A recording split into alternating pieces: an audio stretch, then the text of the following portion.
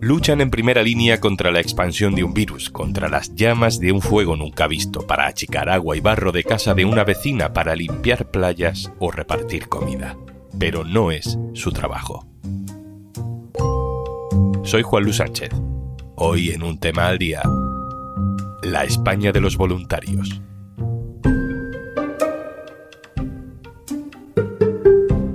Una cosa antes de empezar. La convocatoria de Kit Digital dirigida a empresas de entre 0 y menos de 3 empleados ha entrado en su fase final de presupuesto. Solicita ya tu bono. Te cuento más al final del episodio.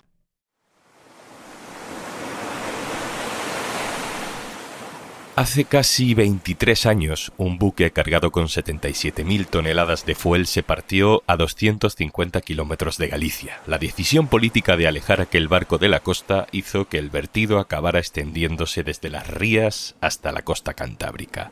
Galicia se teñía de negro y aparecieron restos de fuel hasta en Francia.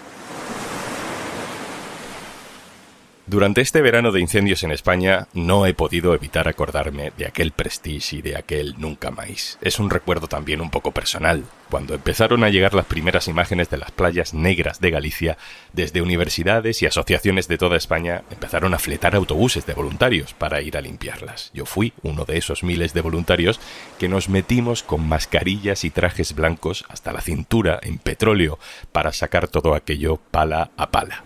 Aquella Nochevieja de 2002 la pasé por primera vez fuera de casa, durmiendo en un polideportivo, en un gimnasio, con literas, con colchones en el suelo. No lo pasamos mal, la verdad, pero recuerdo el pensamiento recurrente, pala a pala. ¿Qué hago yo aquí inhalando petróleo? Esto que hacemos nosotros voluntariamente no lo debería estar haciendo el Estado, el gobierno autonómico, el central, el ejército, alguien. Con los incendios de este verano de 2025, de nuevo aquella vieja sensación.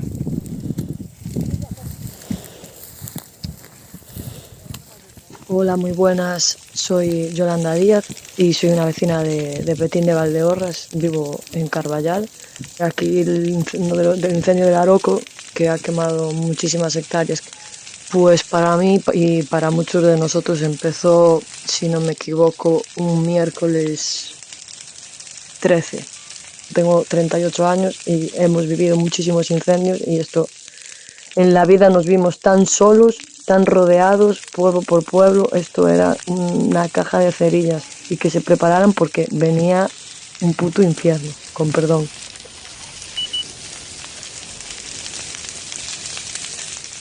El infierno en algunos lugares duró más de 3 semanas. Aldeas quemadas, cientos de miles de hectáreas arrasadas, profesionales que no daban abasto, 5.000 personas desalojadas, 5 muertos, 2 de ellos voluntarios.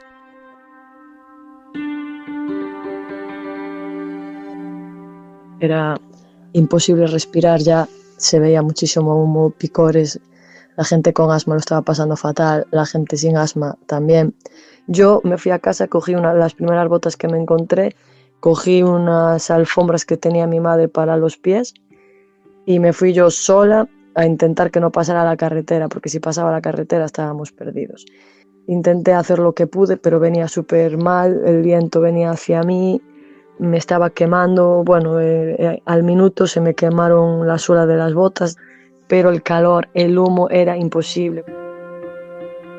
Pasó con el Prestige, pasó con los incendios y lo vivimos también hace 5 años, en marzo de 2020, cuando la pandemia provocó que tuviéramos que vivir un confinamiento para el que casi nadie estaba preparado. Especialmente personas que tenían que salir a la calle cada día para ganarse la vida, sin contratos, inertes, que de un día para otro perdieron sus ingresos. Soy Jorge Bolaños y participé en el Banco de Alimentos o Despensa Solidaria, que desde el Club Deportivo Dragones de Lavapiés impulsamos, justo coincidiendo con el comienzo del confinamiento. Y también pasó hace menos de un año, en Valencia, con la Dana. Hola, soy Joan, vivo en Paiporta y estuve ayudando durante la Dana. Recuerdo que ese mismo día que nos fuimos corriendo a Valencia para poder cargar el teléfono, comprar agua, palas, lo que fuera, cambiarnos, ducharnos, recomponernos un poco, llegué al barrio de Sant Marcelí, en Valencia, y cargué mi teléfono en un enchufe que había en un autobús, me sentí en el suelo y me puse a llorar desconsoladamente pensando en lo que había pasado y en que había que volver cuanto antes para ayudar con lo que fuera a mis vecinos o a quien lo necesitara. A estos 3 voluntarios que hoy nos ayudan a pensar en voz alta, les hemos preguntado por qué ayudaron. Hay una respuesta sencilla, claro, porque hacía falta, pero la realidad es mucho más complicada siempre. La rutina, la incertidumbre, las circunstancias personales, en algunos casos directamente el miedo, o simplemente ese pensamiento de ¿por qué tengo que ser yo? ¿Por qué esto no lo hace el gobierno? Todo eso paraliza. ¿Por qué decidieron lanzarse? Para mí mi reacción ha sido desde el primer momento actuar, intentar ayudar, apagar el fuego como fuera, con lo que tuviera, pero eso había que pararlo de una forma u otra. Es que por la noche parecía todo el valle un volcán, pero literalmente. O sea, yo no sé dónde dejé el miedo a un lado y saqué las fuerzas, porque veo vídeos, veo fotos y digo, pero ¿y yo estaba ahí metida? Eso es imposible, pues ahí estábamos. Yo decidí ayudar porque es que vi el horror que había significado eso, gente aún encerrada en sus casas, gente mayor que no podía salir y que básicamente no podíamos continuar con nuestra vida. Yo no podía seguir yendo a trabajar, no podía andar por las calles, estaba todo anegado, estaba todo lleno de barro. Yo soy maestro, se habían cancelado las clases, así que hasta que se volvieron a retomar yo me dediqué en cuerpo y alma a ayudar, a limpiar. Ya te digo, estaba destrozado de tanto ejercicio que hicimos. Bueno, pues nosotros quizá lo que también nos diferencia de una escuela deportiva, de una escuela de fútbol en este caso convencional, es que compartimos mucho tiempo con la familia. Entonces, cuando ya estaba claro que la situación iba abocada a un confinamiento, empezamos a pensar y empezamos a decir, oye, pues esta madre sola, sin apenas ingresos, y nos salían así muchas personas, muchas familias, con niños pequeños también, en muchos de los casos. ¿Qué significa exactamente ayudar en circunstancias tan extremas? ¿Qué es más útil cuando parece que nada es útil? Contra un gran incendio, contra un mar de contaminación, contra una ciudad llena de barro, contra un virus mortal. Yo hubo 3 días que no dormí más de 1 hora y el domingo con mi coche, me estuve todo el domingo metiendo cubos en mi coche llenos de agua y regando toda la zona para que no volviera a prender. Eran jornadas, empezábamos allí, abríamos el local de Dragones, que fue donde empezamos, hasta que el Teatro del Barrio nos cedió su espacio, y eran jornadas muy largas. Abríamos 9 de la mañana, antes de las 9 estábamos allí, y hasta las 8 de la tarde. Unas 2 semanas había organizado una estructura pues para recoger alimentos, repartirlos, hacer una base de datos actualizada en la que estaba registrada la situación de las familias, las personas en cada hogar, los puntos de reparto, personas que atendían en situación de calle, otro grupo que se encargaba de negociar y de recoger con asentadores en Mercamadrid. Y bueno, por otra parte también pusimos en marcha un sistema de una especie de bonos para comprar comida en 2 establecimientos del barrio. Y entonces cada familia tenía 30 euros en cada establecimiento. Y enseguida empezaron a sumarse personas, a organizar los primeros repartos también a domicilio. Y luego ya pues bueno, fue creciendo. Yo creo que hubo implicadas más de 200 personas en la iniciativa. Yo lo que hacía básicamente era que desde que me levantaba por la mañana, cuando salía el sol, porque apenas dormíamos esos días, salía a la calle y empezaba, bueno, pues a quitar barro y a achicar agua de los edificios, de las casas, y empezaba a limpiar un poco las calles, haciendo como caminitos para que la gente pudiera entrar y salir, los niños, la gente mayor, para ir a coger comida o lo que fuera. También si hacía falta llevar comida a quien fuera, de vecinos o lo que hiciera falta. Ayudábamos como podíamos con lo que teníamos y sin ningún tipo de información ni organización, porque ya te digo, hasta el día 8 o 9 no llegó una persona del ejército que vino y nos dijo simplemente que lo que estábamos haciendo es paráramos de hacerlo porque era peligroso. Y no nos dio ninguna otra indicación ni nada. Y nuestras casas llenas de barro. Entonces era como, ¿qué hacemos? Yo no recuerdo haberme cansado tantísimo en mi vida. Por la noche me acostaba, me dolía toda la espalda, los brazos. Claro, había estado haciendo ejercicio físico durante todo el santo día, desde que salía el sol hasta que se iba el sol. Así que era todo el día de trabajo.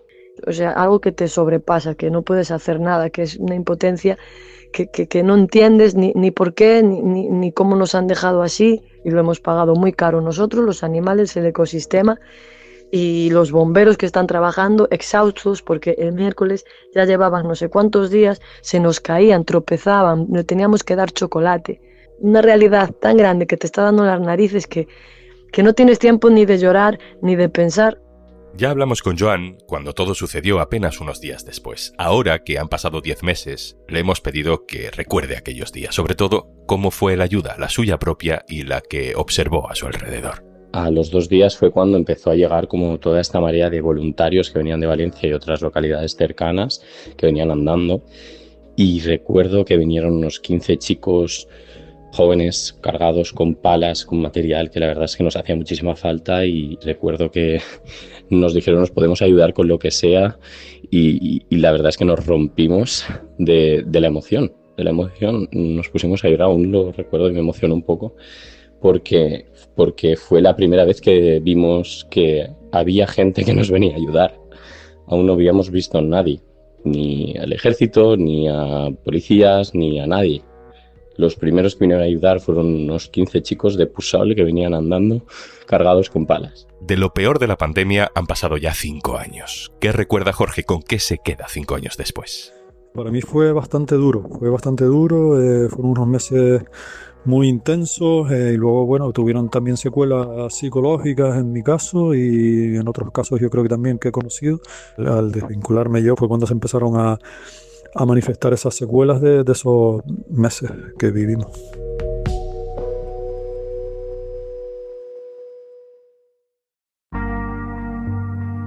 España siempre ha sido un país de voluntarios. Muchas personas han querido siempre ayudar cuando otras estaban en su peor momento. Pero últimamente vemos cómo esa ayuda está cargada ideológicamente de ideas ultraliberales, casi rozando eslóganes fascistas, como aquello de solo el pueblo salva al pueblo, en contra de cualquier regulación, de cualquier gasto público, la antipolítica. La épica del voluntario puede ser una trampa en estos días. Fabrica héroes que llaman la atención mientras por detrás se desmantela la verdadera solución al problema. Por eso, el equilibrio es importante. Para nuestros voluntarios de hoy, ser crítico con la actuación pública no es lo mismo que pedir la desaparición del sistema público. Si me preguntáis que qué faltó, de todo. Faltó de todo, de todo. No puede ser que tengan a los bomberos forestales, a las brigadas como las tienen. Necesitan ayuda, necesita que los montes estén limpios y necesitamos urgentemente que nos escuchen y que cuiden nuestros montes, que cuiden el rural, porque sin el rural no hay comida. El espanto también ante el hecho de que las administraciones no estaban dando respuesta y vimos que no iban a dar respuesta, que hablábamos con la concejalía, con trabajadoras sociales y vimos que no había nada organizado ni previsto para empezar, ¿no? Luego, bueno, lo que hicieron fue aprovechar las infraestructuras vecinales que se estaban organizando y delegar también en esos grupos de colectivos y de personas que habían surgido espontáneamente, y las administraciones tuvieron que apoyarse ahí porque no eran capaces de atender esas necesidades tan urgentes y tan perentorias que es tener que comer, ¿no? ¿Qué habría estado bien? Pues una mejor organización, gente preparada, con un plan, organizando y dirigiendo a los miles y miles de voluntarios que vinimos a ayudar y que teníamos ganas, pero no sabíamos lo que hacíamos. Muchas veces hacíamos unas cosas, quitábamos un barro de un sitio, lo poníamos en otro y luego lo quitábamos de otro sitio. Habría estado bien un plan. Como por ejemplo las ONGs que repartían comida. Qué rápido se implantaron en cada uno de los pueblos y empezaron a repartir comida. Porque tienen un plan, porque llevan años trabajando en situaciones de catástrofe y saben cómo hacerlo. Pero bueno, claro, si hacemos recortes en el sistema de emergencias valenciano, como hizo Mazón, ¿qué esperamos? Si se supone que son chiringuitos.